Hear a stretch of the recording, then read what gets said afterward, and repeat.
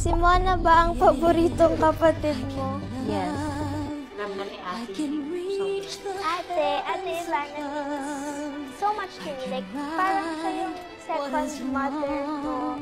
And I always feel, I'm like so lucky na yung sister ko is also my best friend. And I feel like she doesn't judge me whenever I doesn't think, and I'm very lucky. Pag-iisip ko siya,